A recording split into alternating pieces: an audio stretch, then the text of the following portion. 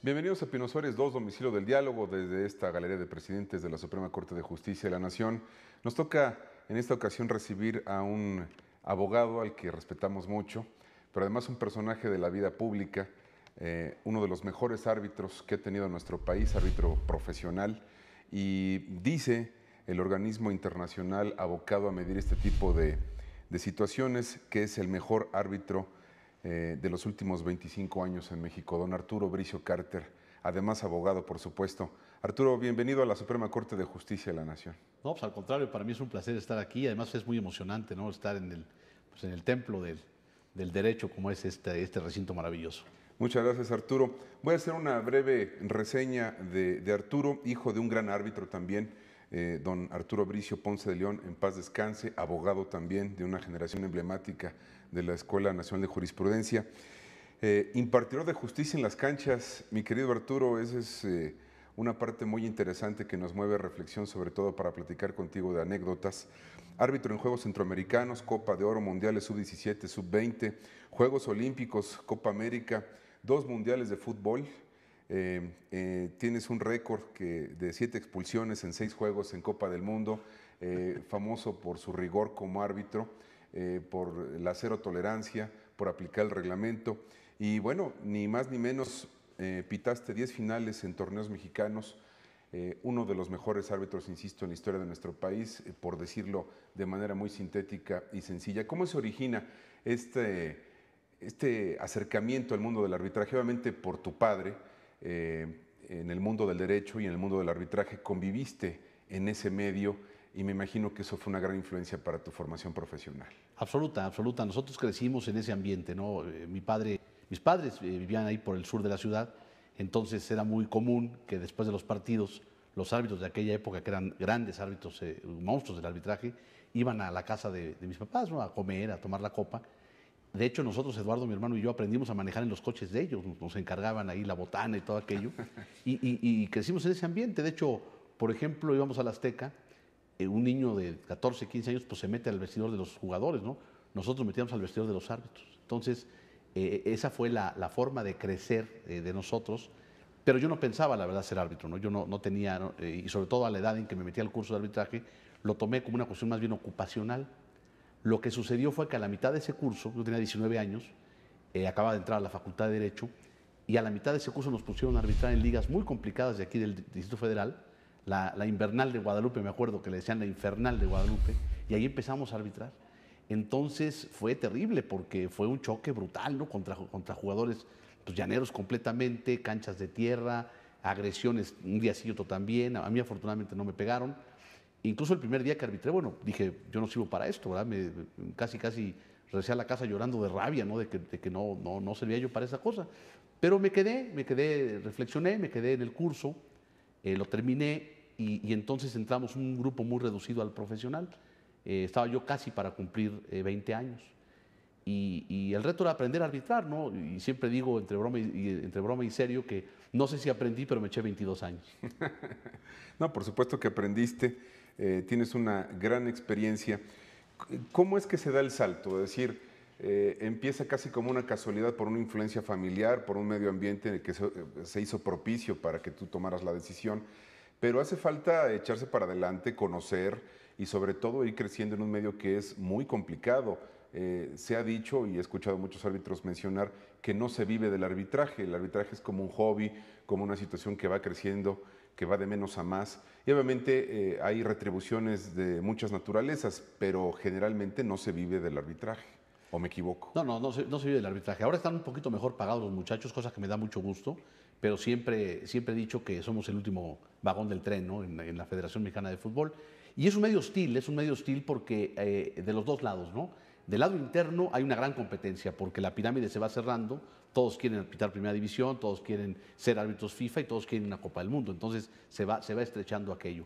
Y el medio externo es descarnado con el árbitro, ¿no? O sea, un chico debuta en un club de Primera División como futbolista y sus compañeros lo arropan, la prensa lo protege, se le perdonan muchas cosas porque es un novato, ¿no? Al árbitro no. El árbitro desde el primer pitido que da en Primera División se le van encima a todos, ¿no? O sea, y es un medio complicado, no es un tema fácil, ¿no? Entonces, todo eso pues la única forma que lo puedes pues solventar es enamorándote de la profesión, ¿no? Yo creo que muy al principio de mi carrera yo entendí que una forma interesante de no vivir una vida mediocre era abrazar pues con toda alegría la carrera arbitral, ¿no? Yo llevé al mismo tiempo mi carrera de abogado, yo litigué, viví del despacho toda mi vida, pero la pasión realmente, lo que me hacía palpitar el corazón y la adrenalina de los partidos, todo aquello, fue el arbitraje, ¿no?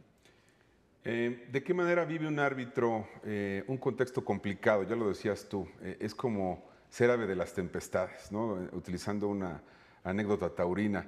Un estadio lleno para pitar un gran clásico, hablando ya de primera división, o un partido de Juegos Olímpicos o de Juegos Centroamericanos o de Copa de Oro, no se diga un partido de Copa del Mundo. Tú pitaste dos, tengo entendido que Estados Unidos 94 y Francia 98. Y con mucho éxito, con categoría y poniendo el nombre de México muy en alto.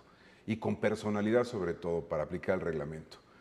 Recuerdo con claridad pues un pasaje histórico en tu carrera, la expulsión a Zinedine Zidane, que era una vaca sagrada. ¿Quién iba a tocar a Zidane, ¿no? Y tú le disparaste la roja. Así fue. Fíjate que esto es un tema de educación arbitral, ¿no? O sea, es como cualquier profesión, tú vas creciendo poco a poco, vas cometiendo un montón de errores, nunca los dejas de cometer además. El tema es que te vas sobreponiendo a esa crítica, ¿no? O sea, el árbitro tiene que entender como juez, como es un juez deportivo, que tu decisión va a dejar a una parte contenta y una parte afectada. Eso es una cuestión que no tiene discusión. Y el día que lo entiendes, el día que incluso lo empiezas a disfrutar, te es hasta divertido, ¿no? Porque de pronto dices, bueno, la decisión que voy a tomar pues va a perjudicar a alguien o se va a sentir perjudicado a alguien, aunque no sea tu intención hacerlo, pero lo empiezas a hacer con gusto, ¿no?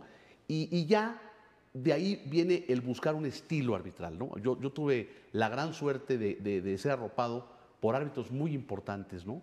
Y gente que eran grandes conocedores del reglamento, gente que era muy práctica también para poder dirigir, pero todos mis amigos tenían una línea en común. Eran árbitros de línea recta, de rigor arbitral, y a mí me gustó me gustó irme por ese carril, ¿no? Entonces, realmente yo no salí a la cancha a cazar a una estrella o expulsarlo, pero los estrellas muchas veces son los primeros que se quieren poner al tú por tú con la autoridad, y entonces, pues, ellos tienen que entender que ellos les pagan un dineral por jugar al fútbol, pero no por arbitrar. Entonces, jugamos y arbitramos. Si hacemos esa división del trabajo, todo va a marchar de maravilla. Si no, pues entonces tiene que aparecer el árbitro, ¿no? Yo alguna vez, con un jugador que me llevé muy bien en la cancha, como Alex Aguinaga, un gran profesional, un día se lo dije, ¿no? Le dije, mire, la gente paga un dineral por verlo a usted. ¿Quieren que me vean a mí? Yo con mucho gusto aparezco, ¿no? Para ser árbitro y llegar a las categorías, al nivel de éxito que tú tuviste en tu vida activa como árbitro, necesita mucho carácter. Es decir, ¿cómo se solventa un estadio Azteca con 110,000 almas en un América Guadalajara, por ejemplo, en el que tú tomas una decisión, una expulsión, un penalti?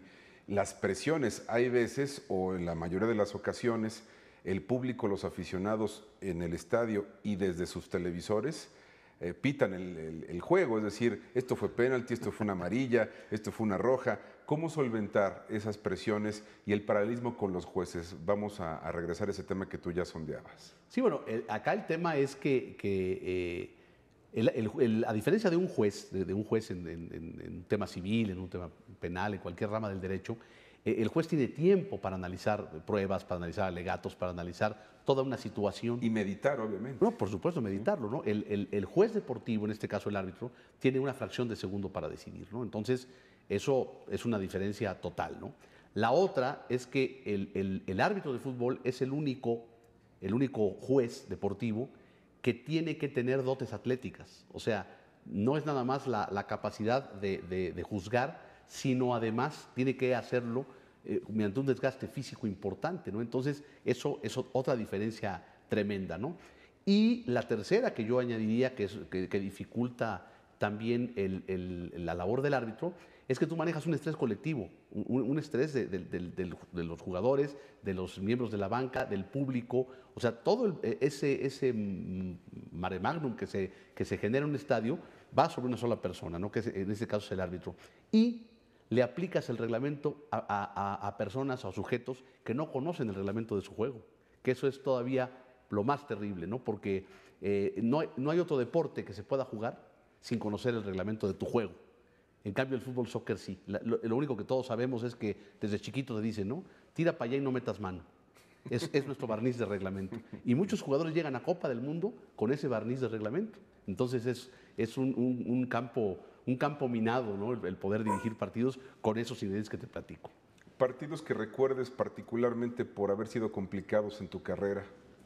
Fíjate que yo me acuerdo mucho, así el partido más complicado de mi vida, en la Copa del Mundo de Estados Unidos 94, pité un Italia-Nigeria, que de esas veces en que no puedes nunca ponerte por encima del partido, ¿no? O sea, yo amonestaba a un jugador y la siguiente entrada era exactamente igual, los nigerianos muy fuertes, muy bruscos, los italianos muy quejumbrosos, el partido todo el tiempo ganando en Nigeria, por fin empataron ahí con un penal los italianos, en fin, un partido que no pude con el partido nunca, y me quedó ese amargo sabor de que el partido siempre estuvo por encima de mí, ¿no?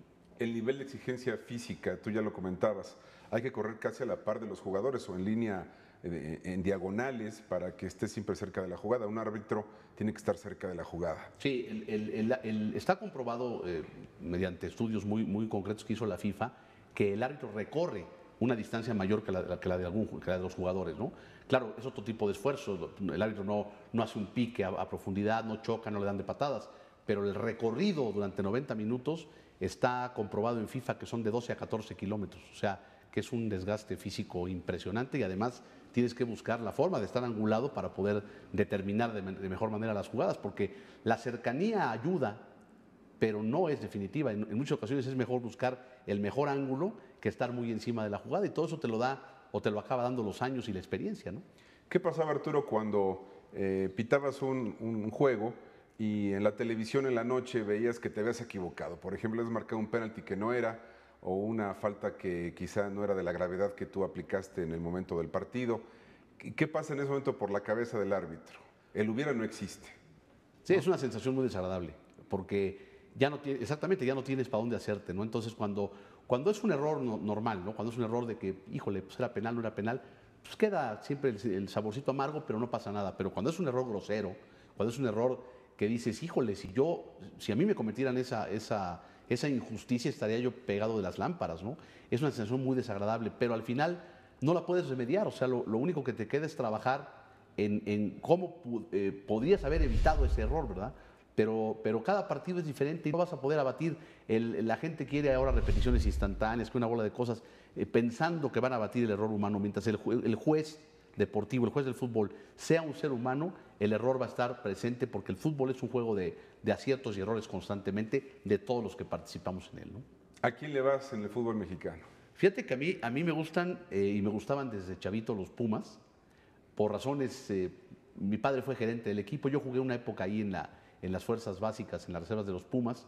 El doctor de nosotros era, en la cuestión dental, era el doctor Mejía Barón. No, bueno. Mi padre trajo a Cabillo y Spencer de Brasil, los trajo así, casi de la mano. A la casa de mis papás iban a comer los futbolistas, el Gonín, Ibas Ayala, el Pelé Bermúdez, que en paz descanse. Y luego yo estudié en la UNAM, ¿no? Entonces todos esos ingredientes pues hacen que los Pumas sean un equipo de mis simpatías. Sin embargo, el arbitraje me dio a mí muchas cosas satisfactorias, ¿no? Pero me quitó una muy importante, que es la pasión por el juego. Yo no me emociono viendo un partido de fútbol, sinceramente. Estoy viendo otras cosas. Un día estábamos con unos amigos y cayó un gol, pues todo, un gritadero de todo el mundo. Y le digo, no fue gol porque levantó la bandera el asistente. Y me decía un amigo, ¿cómo puedes estar viendo al asistente cuando cae un gol? Pues, hermano, así me pasa, así de maleducado estoy. Entonces estoy viendo más otro tipo de cosas que lo que es el partido en sí, ¿no? ¿Y sigues viendo ahora el fútbol sin pasión, a pesar de que ya no eres árbitro en activo? Yo creo que peor porque... Más frío todavía, porque ahora yo tuve la suerte de que me invitaran a trabajar ahí en Televisa, donde tuvimos la oportunidad de convivir y de conocernos. Y entonces, pues estás viendo todavía peor, ¿no? Porque la chamba es ver precisamente los puntitos finos del arbitraje, ¿no? Entonces, realmente...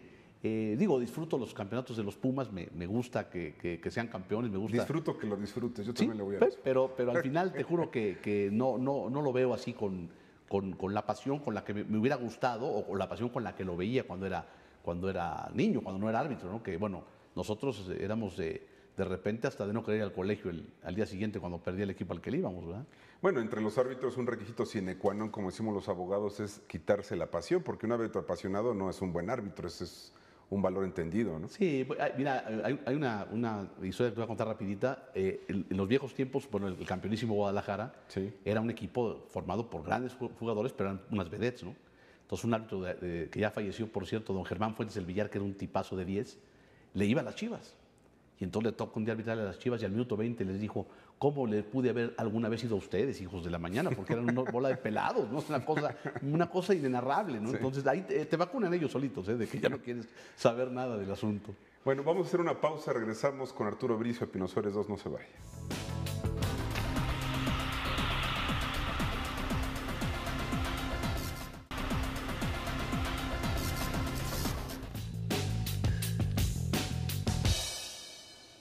Continuamos en Pino Suárez 2 con Arturo Bricio Carter.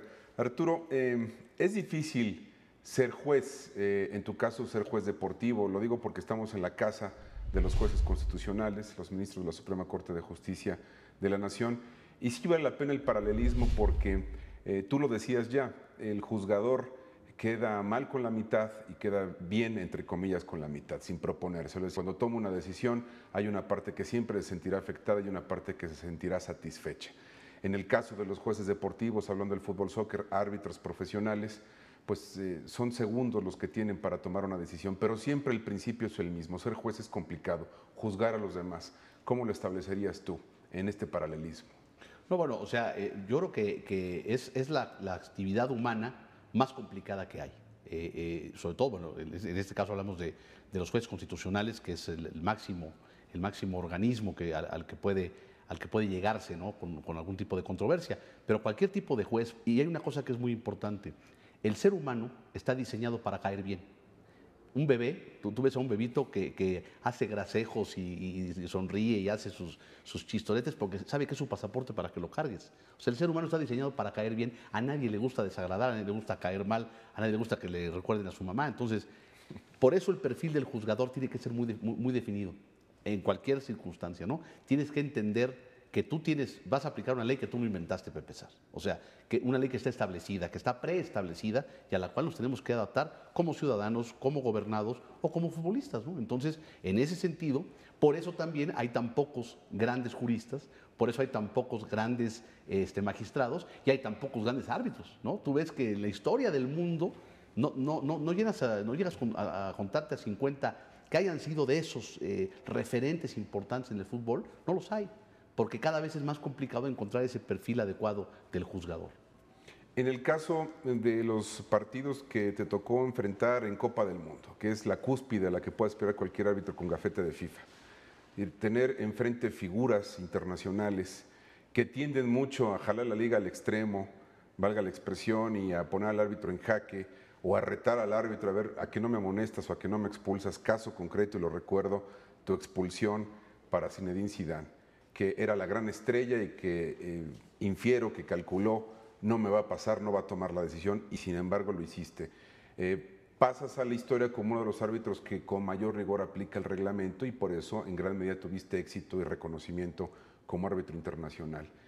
Es muy fácil caer bien, tú lo dices, o uno procura caer bien, pero cuando sacas la roja lo que menos pasa es que caigas bien, ¿no? Por supuesto, en alguna ocasión platicaba con mi esposa y ella casi nunca fue al estadio a verme. La única ocasión Se pone nerviosa. Se ponía muy nerviosa. La única ocasión que me acompañó fue mi último partido en México, antes de irme al Mundial de Francia, en una final Toluca-Necaxa. Fue la única vez que fue a verme arbitrar a mí.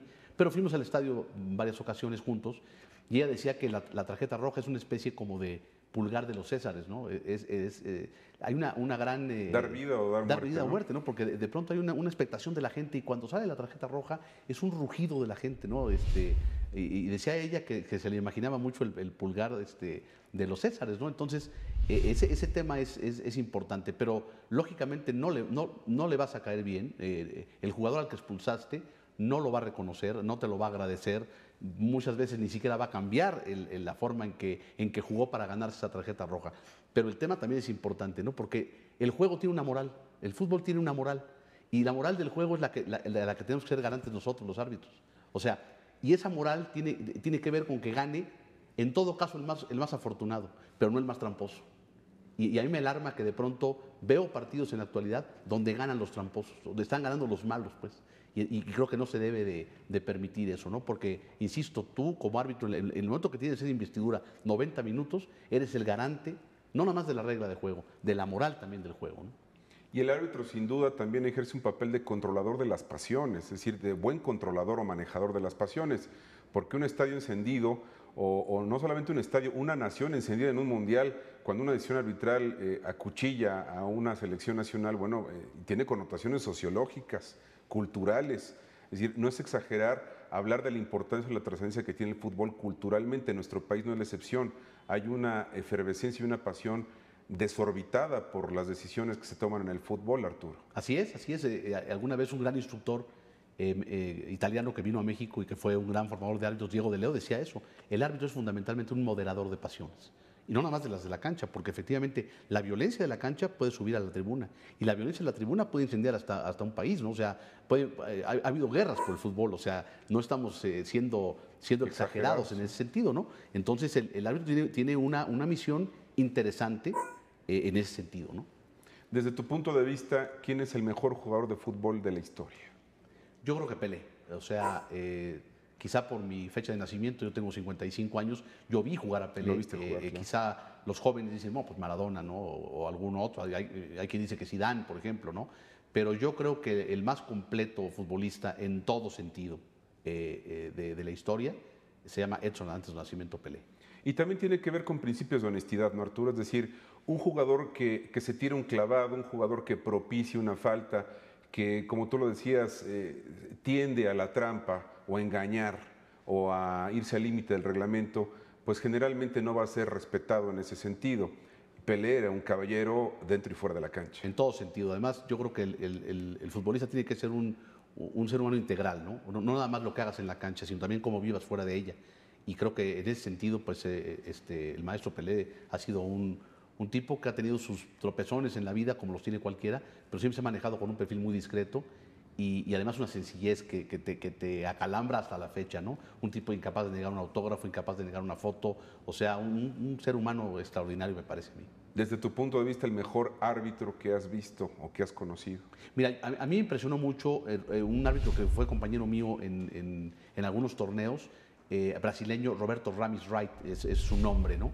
Pero me parece que es de lo mejor que pude ver a nivel internacional. Pero los mexicanos van con él, ¿no? O sea, yo creo que sería injusto si te digo de un solo árbitro mexicano, ¿no? Pero, por ejemplo, yo tuve la suerte de ser compañero de Mario Rubio, que era un extraordinario árbitro, Antonio R. Márquez, Edgardo Codesal, eran árbitros extraordinarios con una personalidad y cada uno de ellos tenía un perfil para aprenderle, ¿no? Y además eran muy generosos en el consejo, ¿no? En el tema de comentarte, de decirte cosas. Entonces, yo creo que no solamente mi admiración, sino mi agradecimiento a todos ellos, porque gracias a eso, yo que era muy jovencito cuando entré al arbitraje, pues pude ir abrevando en la sabiduría de ellos y se portaron muy, muy generosos conmigo, ¿no? ¿Tus estudios y tu profesión de abogado ayudaron para que fueras muy pulcro en la aplicación del reglamento de juego? Yo creo que me ayudaron las dos cosas, ¿no? Porque, por ejemplo, el arbitraje me dio una disciplina que apliqué en los temas laborales, en los temas de mi despacho, ¿no? Pero el conocimiento jurídico, el criterio, el estudio constante de la ley, todo eso, lo apliqué también en la cancha. El hecho de ver constantemente videos, de ir al estadio, de ser muy acucioso en la planeación de los partidos, como lo haces para defender un juicio. Entonces, las dos cosas se compaginaron y las disfruté muchísimo, ¿no? Yo hice la carrera de árbitro al mismo tiempo, me titulé el mismo año que debuté en Primera División y dejé el despacho el mismo año que me retiré del fútbol. O sea que fueron dos carreras igualitas prácticamente, dos torres de mi vida, el arbitraje y la abogacía, ¿no? Eres analista de fútbol en materia de arbitraje por tu categoría de experto. ¿Sigues disfrutando de igual forma el fútbol? ¿Podrías vivir sin el fútbol?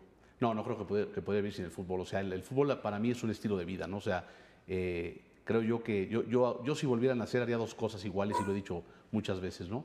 Volvería a ser árbitro de fútbol y me casaría con mi mujer. Eso es muy bueno. Y además yo creo que le va a gustar. Además se lo has dicho, obviamente. ¿Qué te falta por hacer, Arturo? Pues mira, yo creo que nunca se debe de terminar, lo platicamos hace un momento, el tema de los proyectos, ¿no?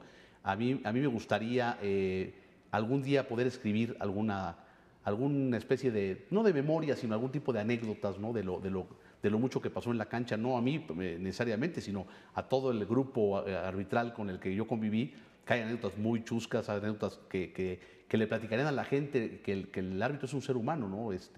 De carne y hueso que vibra, se espanta, llora, de pronto también se pone muy contento, o sea, un ser humano con todas las virtudes y con todas las miserias y alturas del ser humano, ¿verdad? Y alguna vez platicar eso me gustaría hacerlo, ¿no? Y por otro lado, bueno, consolidarme en el tema de los comentarios deportivos en la televisión, que es una cosa que a mí particularmente me llena, me gusta mucho y que me permite seguir vinculado con el deporte de mis amores. ¿Qué consejo le darías a los jóvenes con una trayectoria tan pulcra, siendo un hombre exitoso que logró lo que se propuso y que todavía tiene muchos proyectos? ¿Qué consejo tú podrías establecer para los jóvenes que te ven, que te escuchan, que te han seguido, que saben quién eres? Bueno, mira, si son jóvenes que no les gusta el arbitraje, yo los invitaría a que hicieran deporte, ¿no? O sea, yo soy un convencido que la actividad deportiva, la actividad física, es una especie como de desasolvador de los malos pensamientos, de la mala vibra, ¿no? O sea, el tipo que hace deporte está en otro canal y además soy convencido que un deportista en una cancha de juego es un delincuente menos en la calle, ¿no? Y aquellos que quieran algún día abrazar la actividad arbitral, que lo hagan enamorándose absolutamente de esa actividad, ¿no? El ser juez, el tener la calidad moral para poder impartir justicia en un campo de juego es un rango, es como un galardón, como las estrellas de un general, ¿no? Te las confieren, te las dan y tú debes de cuidarlas con todo el apego, con todo el esmero con el que se cuidan el tipo de las leyes del juego, ¿no? Finalmente, Arturo, ¿qué comentario le dirigirías a un ministro de la Suprema Corte de Justicia siendo juez deportivo? No, bueno, toda mi admiración, la verdad, toda mi admiración, todo mi respeto, pues el saber que en sus manos, en las manos de los ministros de la Corte, está el más alto tribunal del país, ¿no? O sea, hoy las sesiones públicas, hoy las decisiones que ellos toman, la proclividad de todos los ciudadanos de querer inmediatamente acudir a la Corte, a veces hasta por quítame estas pajas, les han dado un papel protagónico en la vida pública de México, pero la asumen con mucha dignidad y en ese sentido pues decirles simplemente que les doy toda mi consideración y todo mi respeto. Arturo, muchas gracias por estos minutos para el canal judicial. Apreciamos mucho tus conceptos y que no sea la última vez. Es un gran honor tenerte con nosotros. Es un compromiso, nos volvemos a ver. Muchas gracias, Arturo. Muchas gracias a ustedes. También le agradezco a usted el favor de su atención a Pino Suárez 2. Lo invito a que siga en el canal judicial. Muchas gracias.